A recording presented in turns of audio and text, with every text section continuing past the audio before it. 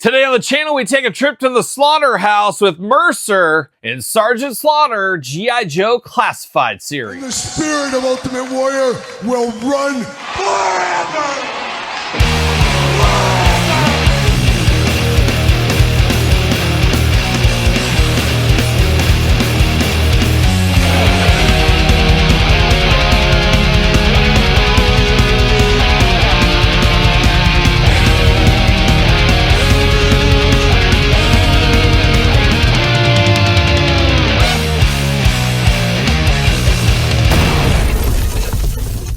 Welcome everyone, Kyle here, and welcome back to the channel for another G.I. Joe Classified series unboxing and review. And today on the channel, we got two of my all-time favorites in Mercer and Sergeant Slaughter. But for all your G.I. Joe Classified series needs and a whole lot more, hit up jaystoysandgames.com. Use discount code Kyle, save yourself 15%. Gotta get a deal out there. And I believe right now, Amazon exclusive for this 2-pack, maybe Pulse as well. Amazon is who I got this one from, but it should be available to all retailers eventually. We've seen it a lot over the last year. Some 30, 60, 90-day exclusivity clauses where then it goes other places. We'll see what happens with this one. But of course, one thing we know what'll happen for sure is how we're going to do this review. We're going to take a look at the packaging. We're going to talk about it. We're going to unbox it. We're going to talk about it.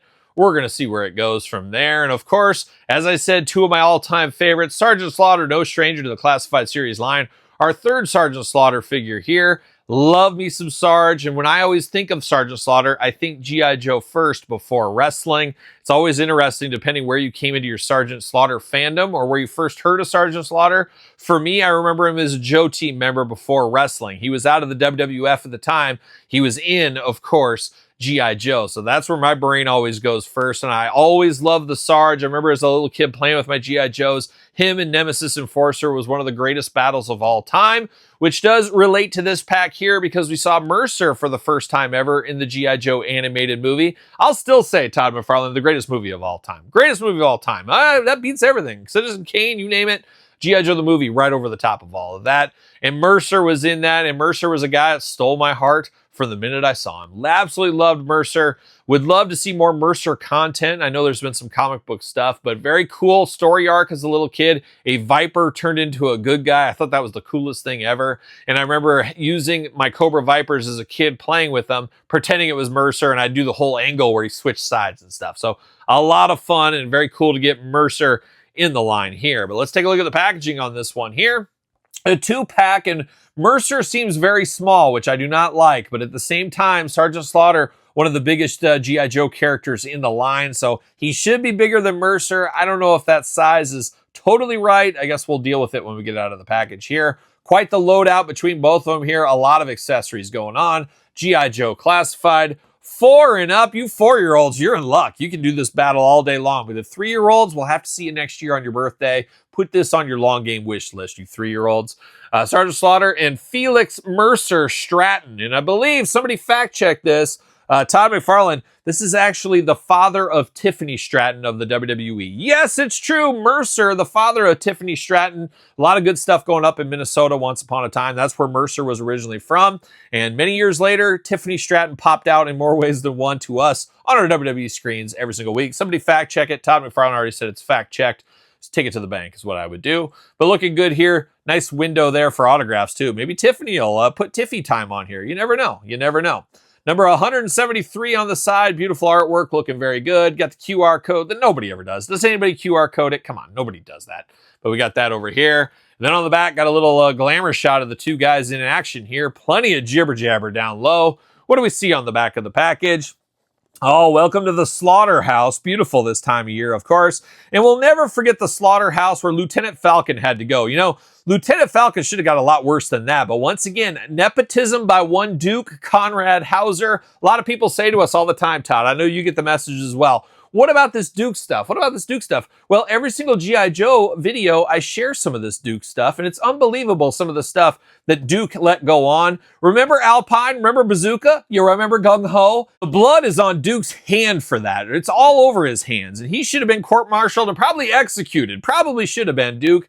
Because he put Falcon in charge. Nepotism at its finest. Falcon didn't warrant being there. And Flint, of course, we saw throughout that movie leading from the front lines, taking the trip to save Roadblock, to the assault on Cobra Law. We saw Flint doing all of this stuff, and it lined up with all the episodes beforehand. Duke, what's he do? He gets captured and almost gets his men killed repeatedly. A terrible, terrible leader, Duke. That's why most people, myself included, Tom McFarlane on the couch, and everybody else I've ever met my entire life, yes, entire life, all agree Flint is the true leader at G.I. Joe. And it should have been Duke with Falcon here at the slaughterhouse is what it should have been. It should have been. And Taurus and Red Dog, they would have made mincemeat of course, Duke. Of course, we'll get them probably in a future 2-pack. So look forward to that one as well. But looking good. Some trouble bubbles coming on. They're not going to do anything to Mercer and Sergeant Slaughter, that's for sure. Old Felix. Where's Oscar? That's what I want to know. But there it is. I'm going to take this offline, get him out of the package. We'll be back talking all things Mercer, Sergeant Slaughter. All right, we got Mercer and Sergeant Slaughter out of the package. Let's dive in. Let's see what all the fuss is about. Let's start with Mercer. Let's start with the new shiny toy. How about Mercer comes with 2 trigger hands out of the package. Comes with 2 fisted hands as well. You know we're here for some fisted hands. He's going to throw some punches and bunches. Interesting to note, out of the package, he does have gloves on. No gloves on here, so make note of that, of course. And of course, a backpack. How about that? Got the old water bottle on the side, pouches, all kinds of stuff. Plug and play, G.I. Joe style into the back. We've seen backpacks millions of years, millions of times from the Joe line. Always here for that. You always got to be ready if you're at the slaughterhouse, as we know. Now, we do get a little pistol here. We all need a little pistol here. Ready to go, ready to shoot anybody. All in black, no extra color on this. Little side piece, ready. We do get a couple of extra weapons here. A very futuristic sci-fi-like weapon on this one. I feel like we've seen this before. I just can't put my finger on it on here, but it is red and black attack. Looking good. It's got the scope on the top there. Very futuristic, laser-like. Maybe he stole this from his time as a Cobra Viper, possibly. You never know. And then we do get the big blaster here. He's got the handle on the front. A little bit bent on mine. Your mileage may vary, but we got that going on as well. Got the big drum here on the end. Looking very good. Green and black attack. And I believe first time in the line weapon. Somebody check me on that one, but it does look very new. Very, very good. And you do get a little suppressor, silencer. What are we going to call it? Suppressor? All right, we're going suppressor. Todd and I are saying suppressor. And you can put this on the end of any of the weapons if you want to. You can quiet things down a little bit if you need to. So Mercer, he came to fight. He came ready to throw down, of course. And of course, once again, we're diving into Mercer. We're diving into the head sculpts with him here. And I don't like that right off the bat. We're losing a little spot here. Now, some of these weapons, you can obviously go back and forth. You can mix them up if you need to. And one off the bat is mixed up is the knives. I got them over here on the slaughter pile. We'll dive into it in a second. But one of these knives are going to go over to Mercer. He's got the holster down there at his leg. But we got 2 heads for Mercer. An interesting flat top at the top over here. Of course, very standard military-like, I guess we'd say. An interesting face on him. He almost looks like he could be a dreadnought, especially with those teeth and that kind of look. Almost reminds you of like a Russian villain, like Vladimir Kozlov or maybe Ivan Drago or something with that facial expression. 2 eyes, 2 ears, a nose, and a mouth. He's definitely not happy. He's definitely not happy. Now, the second head, a little bit more peaceful, a little bit more plain, a little bit more stoic in the face department there. 2 eyes, 2 ears, nose, and a mouth. Same hairdo going on. Really comes down to being a little bit of a pick'em here. Now, one thing you could do if you really wanted to, I did grab it and I already have it ready to go. You could grab one of your Cobra Vipers. If you're like me, you have many a Cobra Viper in your collection. You could use this second head, plop that over here, and you could have Mercer as his time as a Cobra Viper. Might be worth doing, have him hold the helmets or something. I think I might end up doing that in my collection. I'll have it on a different shelf, his time with the Vipers, and then I'll, of course, have him with the Joe team as well. So, not a bad idea. The skin tone matches really good with the new Retro Viper, the newer Retro Viper, whatever you want to call it. So that is an option out there if you want to do that. So cool indeed. Now you do get some shades with him here. He's got kind of the yellow hunting glasses on there. Always a bold fashion move there with the visor going on. You can have those on either head if you want to. I think it takes down his cool factor a little bit with these yellow ones. It's almost like straight shades or just no shades, I guess. But we do get those yellow shades with him here. But now diving into Mercer, I mean, this is the Mercer I remember as a kid. I'll never forget having that. Red Dog and Taurus as well. Having Slaughter, having Falcon, and just running him through his paces, that Falcon in my childhood fig fed. But Mercer was always my favorite of the bunch out of those. I always loved that Cobra insignia right there with the line through it. Always thought that was really cool. When they spit on that scorpion, I knew they were up for trouble. I knew Falcon was in for trouble. Old Don Johnson, the role of a lifetime, but not really, of course. But looking good. He's got the vest over the top in the red and black attack. A lot of sculpted in pouches, things like that. Got a little armband on there as well. Forearm guard over here, I guess if you need it for something. A little forearm guard. Gloved hands, as we mentioned earlier. Got a beautiful belt going on. Doesn't look like anything stores on that belt. You got some upside down bullets on the belt, though. I don't know. That's weird. It's an interesting inclusion. But Mercer beats to his own drum, as we know. So he's going to put those bullets in upside down, I guess, what he's going to do. Very Viper-like on the lower half. Kind of reminds you of his former life, I guess, with the blue pants going on, a little silver on the side. You got that knife holster we talked about. Black boots looking very good as well. Not a bad looking figure. Now we got some butterfly shoulder on this one. Arms go all the way around for us. Bicep cut.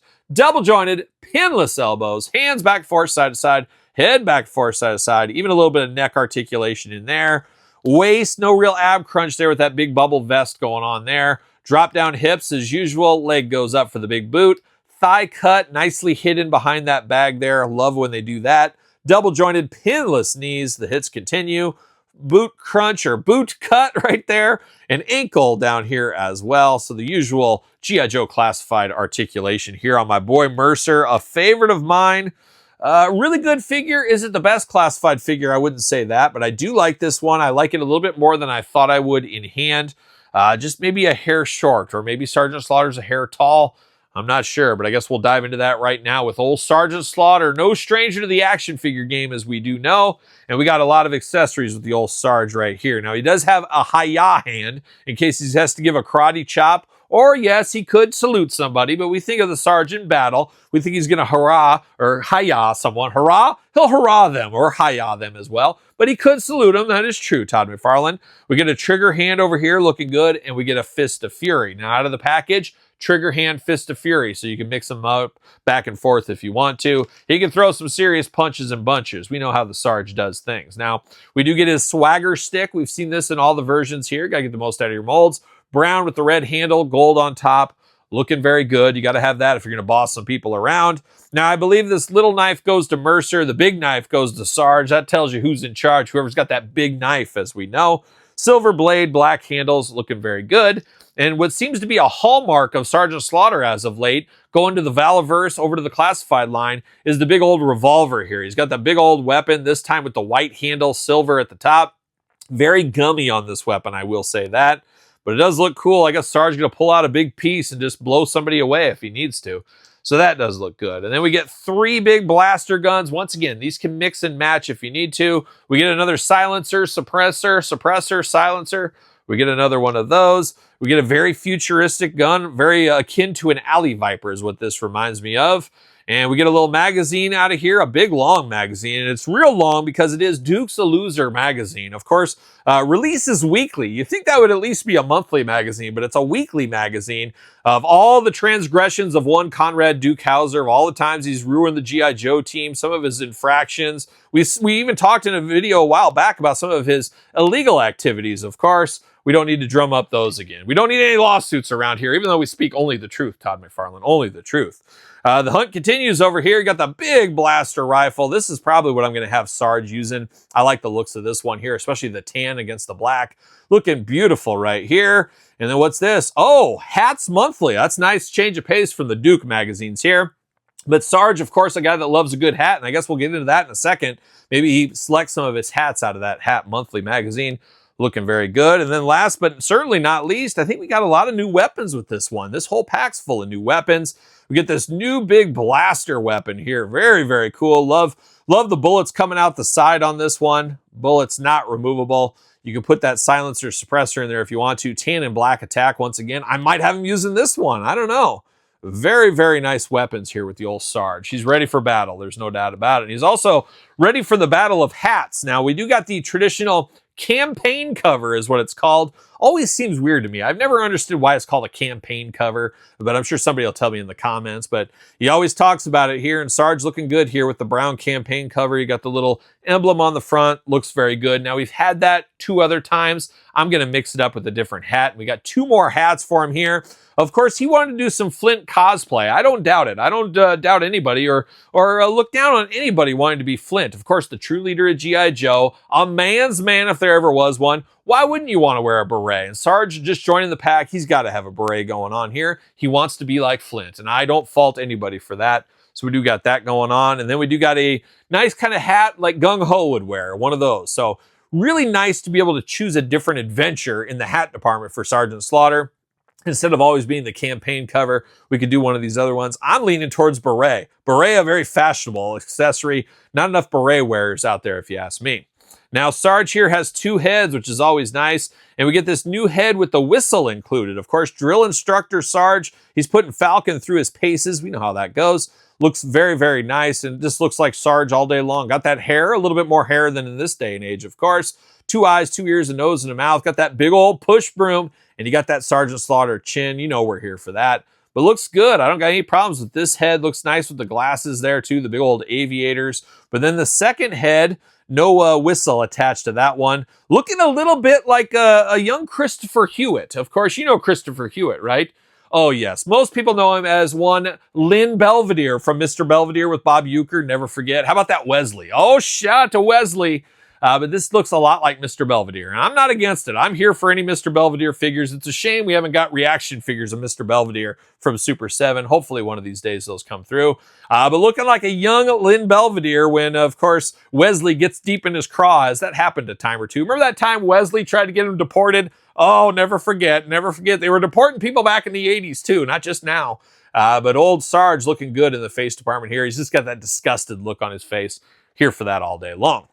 Diving into Sarge here, he's got the bandolier over the top. He means business. He's got all those extra bullets ready to go. No backpack for the Sarge. You could obviously use Mercer's if you want to. Bare arms here. Of course, he's going to show off those guns. Why wouldn't Sergeant Slaughter do that? You got the little watches. What do we got around his wrist here? No, not watches. I guess just bands. Maybe heart monitors. You never know. Sergeant Slaughter looks like a guy that gets his blood pressure up a time or two. Not just kind of like me, too, every once in a while. Got a nice shirt over the top there. Got the high collar. You know he's welcome into Club KWK or Club Grayskull at any time with that collar going on. Looking very good. Got 2 side holsters. One for that big old knife. One for the revolver. Got to have those. Got some grenades on the back here. Always dangerous to have those, especially around Duke, who thinks it's just ha-ha funny, Todd. You know that story. I've told that one before. He loves to pull the pin on those and just walk by. You don't do that to your men. You just don't do that. But he's got the nice green grenades on the back here. Got the camouflage, very Desert Storm-esque camouflage is what we'll call this. Brown boots down to the bottom. Arms go all the way around for us. Butterfly shoulder, bicep cut, double jointed, pinless elbows, hands removable back force side to side. Dumbbell up top plus traditional waist. Got those big old Sarge splits. Of course, a gymnast in a former life. Like a young Tiffany Stratton. That's what we call a callback, folks. That's a callback. Drop down hips. Yeah, a little bit. Leg goes up for the big boot. Thigh cut. Double jointed pinless knees looking good. Boot cut plus ankles back force side to side up and down. The usual G.I. Joe classified articulation. We're going to put that beret on there. Man, oh man, this is a good Sarge. Once again, this one over delivers. I thought I'd like Sarge. I like a lot of the Sarge figures. This one is very, very cool. I like all the different possibilities on this one. And I'm actually not opposed to picking up a second version of this pack just to do some different stuff with. Display Sarge in a different way. Use the extra weapons, the heads. There's a lot of fun stuff you could do with both of these guys, with the Viper getting involved with Mercer. But we do got Sarge from the past, of course. We got the Marauders. And then we got the traditional Sarge. Wouldn't be shocked to see more Sarges in the future. Could we get the Warthog edition?